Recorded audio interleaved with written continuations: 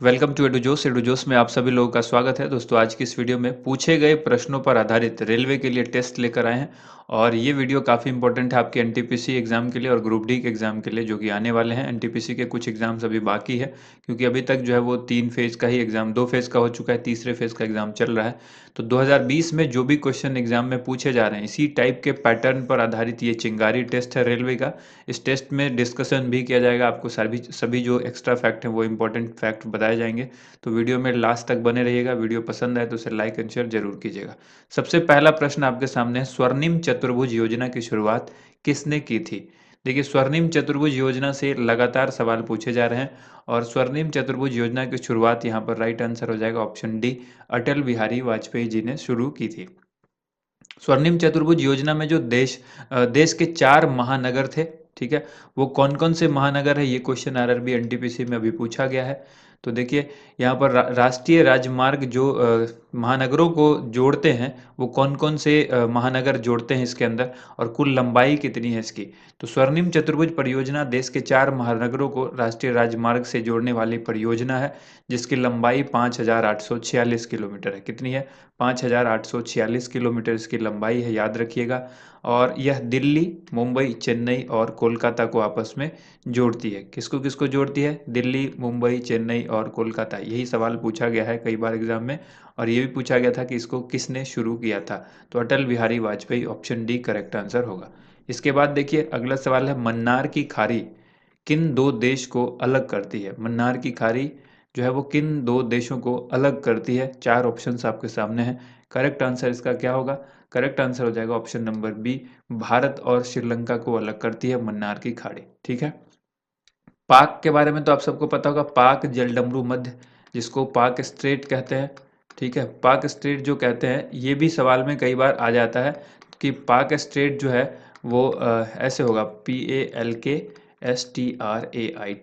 ठीक है, पाक स्ट्रेट, ये याद रखिएगा। ये जो है पाक जलडमरू मध्य, मन्नार की खाड़ी, ये दोनों ही जो है भारत और श्रीलंका को अलग करते हैं। तो कभी कभी पूछ देता है भारत और श्रीलंका के मध्य कौन सा जलडमरू मध्य है या जल संधि है, तो पाक स्ट्रेट। और अगर पूछ दे कौन सी खाड़ी है तो मन्नार की खाड़ी याद रखिएगा। ऑप्शन बी करेक्ट आंसर हो जाएगा, भारत और श्रीलंका। नेक्स्ट क्वेश्चन है, भारत और चीन के बीच की सीमा रेखा को का जो निर्धारण है वो कहाँ हुआ था? भारत और चीन के बीच की सीमा रेखा सबको पता होगी क्या कहलाती है, लेकिन यहाँ पर पूछा गया है भारत और चीन के बीच की सीमा रेखा का निर्धारण कहाँ पर हुआ था। इस क्वेश्चन का राइट आंसर हो जाएगा ऑप्शन नंबर सी, शिमला में। ठीक है, शिमला में इसका जो है वो निर्धारण हुआ था। भारत और चीन के बीच की जो सीमा रेखा है ये 27 अप्रैल 1914 को ये शिमला में इसका निर्धारण हुआ था। ठीक है, इसे मैकमोहन रेखा कहा जाता है। इस पूरी रेखा को क्या कहेंगे हम लोग? मैकमोहन रेखा कहते हैं। अगला सवाल देखिए, नेक्स्ट सवाल यहाँ पर है, भारतीय मिसाइल कार्यक्रम का जनक किसे कहा जाता है? भारतीय मिसाइल कार्यक्रम का जनक किसे कहा जाता है? करेक्ट आंसर हो जाएगा option number D, APJ Abdul Kalam को कहा जाता है मिसाइल कार्यक्रम का जनक। यहाँ पर याद रखिएगा, डॉक्टर विक्रम साराभाई ने इसरो की स्थापना की थी। विक्रम साराभाई ने किसकी स्थापना की थी? इसरो की स्थापना की थी। और इसरो के वर्तमान में अध्यक्ष कौन है? K. सिवन है। ठीक है। इसके बाद देखिए, अगला सवाल यहाँ पर है, भारत रत्न से सम्मानित प्रथम भारतीय महिला कौन थी?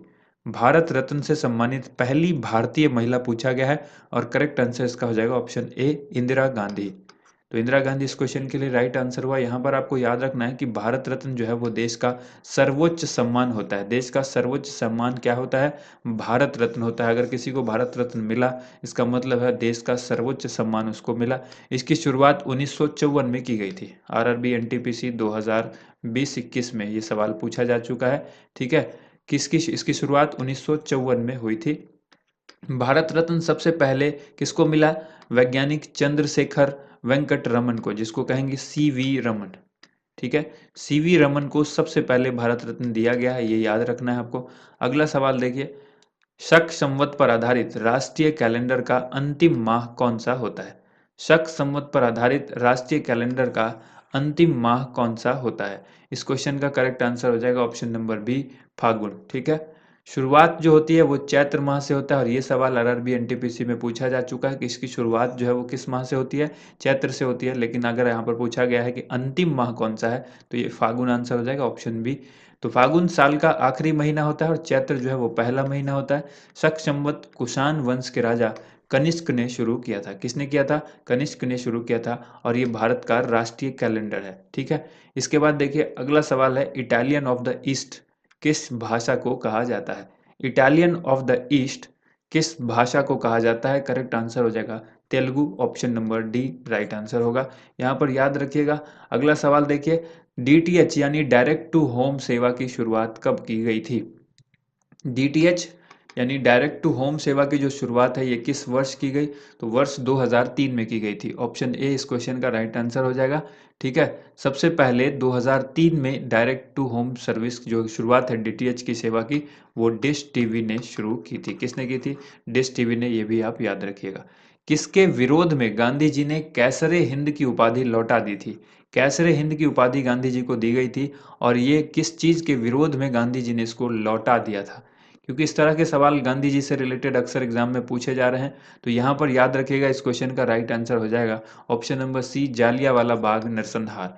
जालियांवाला बाग नरसंहार या हत्याकांड अगर कहें तो एक ही चीज़ है। इसके जो ये घटना हुई थी, इस घटना के बाद गांधी जी ने कैसर हिंद की उपाधि को लौटा दिया था। गांधी जी ने 1920 में जालियांवाला बाग हत्याकांड के कारण, देखिए 1920 में जालियांवाला बाग हत्याकांड नहीं हुआ, ये हुआ 1919 में। और इस हत्याकांड घटना के बाद 1920 में उन्होंने ये उपाधि को लौटा दिया। कब लौटाया, किस वर्ष लौटाई, ये है यहाँ पर। तो इससे कंफ्यूज नहीं होना। गांधी जी ने 1920 में जालियांवाला बाग हत्याकांड के कारण कैसरे हिंद की उपाधि को लौटा दिया। महात्मा गांधी को दक्षिण अफ्रीका में कैसरे हिंद की उपाधि 1 जनवरी 1915 में दी गई थी। यानी इनको उपाधि जो मिली थी वो 1 जनवरी 1915 को दी गई थी। कहाँ पर दी गई थी? दक्षिण अफ्रीका में, यानी साउथ अफ्रीका में। ठीक है। और इन्होंने ये लौटाया कब? 1920 में। 1920 में इन्होंने इसको लौटा दिया। अब ध्यान रखना है कि किस घटना के बाद? तो 1919 में जो घटना हुई थी जालियांवाला बाग हत्याकांड, उस घटना के बाद इसको लौटा दिया था। अगला सवाल यहाँ पर है, भारत यूएनओ का सदस्य कब बना? यूएनओ से लगातार सवाल पूछे जा रहे हैं, हो सकता है आपसे ये सवाल भी पूछ दिया जाए। भारत यूएनओ का सदस्य कब बना? तो भारत यूएनओ का सदस्य बना था वर्ष 1945 में। तो ऑप्शन बी इस क्वेश्चन का राइट आंसर हो जाएगा। 1945 में भारत यूएनओ का सदस्य बना था। अब यहाँ पर धुआंधार जलप्रपात पूछा गया है कि यह किस नदी पर है? धुआंधार जलप्रपात किस नदी पर स्थित है? करेक्ट आंसर हो जाएगा इस क्वेश्चन का ऑप्शन नंबर डी, नर्मदा नदी पर स्थित है। नर्मदा नदी पर धुआंधार जलप्रपात, बहुत ही अच्छा सवाल है, इसको याद रखिएगा। यह जबलपुर मध्य प्रदेश में है और यह सतपुरा पर्वत क्षेत्र में नर्मदा नदी पर स्थित है। किस पर्वत क्षेत्र में? ये भी पूछा जा सकता है। सतपुरा पर्वत क्षेत्र में, इंपॉर्टेंट है ये। और यह जबलपुर मध्य प्रदेश में है, ये भी इंपॉर्टेंट है। धुआंधार जलप्रपात किस नदी पर? नर्मदा नदी पर। ठीक है। इसके बाद देखिए अगला सवाल आपसे पूछा गया है, किस नागरिक सम्मान के मेडल की आकृति पीपल के पत्ते के जैसी होती है? किस नागरिक सम्मान के मेडल की आकृति यानी उसका शेप पीपल के पत्ते के जैसा होता है? बहुत ही इंपॉर्टेंट है। ये तांबे का बना होता है और उसके ऊपर जो है प्लेटिनम की बीच में प्लेटिनम की परत भी चढ़ी होती है। तो ये आकृति जो है ये पीपल के पत्ते जैसी किस नागरिक सम्मान की है? भारत का सर्वोच्च नागरिक सम्मान, ठीक है, Bharat Ratna. Option C correct answer होगा। अगला सवाल है, कलिंग पुरस्कार किसके द्वारा दिया जाता है? कलिंग पुरस्कार किसके द्वारा दिया जाता है? राइट आंसर हो जाएगा ऑप्शन नंबर सी, यूनेस्को के द्वारा कलिंग पुरस्कार दिया जाता है। यहाँ पर याद रखना है आपको, कलिंग पुरस्कार विज्ञान संचार के क्षेत्र में किसी बड़े योगदान के लिए दिया जाता है। यह पुरस्कार द्विवार्षिक है और विश्व विज्ञान दिवस के अवसर पर 10 नवंबर को दिया जाता है। कब दिया जाता है? 10 नवंबर को कलिंग पुरस्कार दिया जाता है विश्व विज्ञान दिवस के अवसर पर। ठीक है। और ये द्विवार्षिक है, ये याद रखना है। कलिंग पुरस्कार विज्ञान संचार के क्षेत्र में दिया जाता है, ये भी याद रखना है। किसी बड़े योगदान के लिए दिया जाता है विज्ञान संचार के क्षेत्र में। इसके बाद अगला सवाल है, दुर्गापुर इस्पात संयंत्र जो है वो किसके सहयोग से बनाया गया है? दुर्गापुर इस्पात संयंत्र किसके सहयोग से, यानी किस देश के सहयोग से बनाया गया? करेक्ट आंसर हो जाएगा ब्रिटेन, ऑप्शन नंबर ए। यहाँ पर याद रखना है दुर्गापुर इस्पात संयंत्र जो कि पश्चिम बंगाल में है। कहाँ पर है? पश्चिम बंगाल में है और यह द्वितीय पंचवर्षीय योजना के तहत लगाया गया था। सवाल अक्सर पूछा जाता है, दुर्गापुर इस्पात संयंत्र किस देश के सहयोग से लगाया गया? तो आंसर कीजिएगा ब्रिटेन। पूछेगा दुर्गापुर इस्पात संयंत्र किस पंचवर्षीय योजना के अंतर्गत लगाया गया था। ठीक है, तो ये लगाया गया था द्वितीय पंचवर्षीय योजना, सेकेंड पंचवर्षीय योजना के अंतर्गत जो है इसको लगाया गया था। नेक्स्ट सवाल है यहाँ पर, चंद्रयान 2 के लैंडर का नाम क्या है।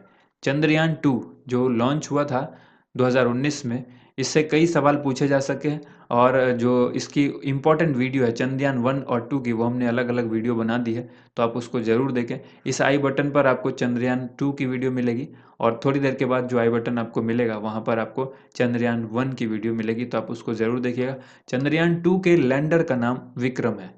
ऑप्शन बी जो है करेक्ट आंसर हो जाएगा, विक्रम। और ये विक्रम जो है विक्रम साराभाई के नाम पर रखा गया था। किसके नाम पर? विक्रम साराभाई, जिन्होंने इसरो की स्थापना की थी, उनके नाम पर रखा गया था। इसरो के जो फाउंडर थे विक्रम साराभाई, जो हमने आपको पहले ही बताया, तो उनके नाम पर इसका लैंडर का नाम जो है विक्रम रखा गया था।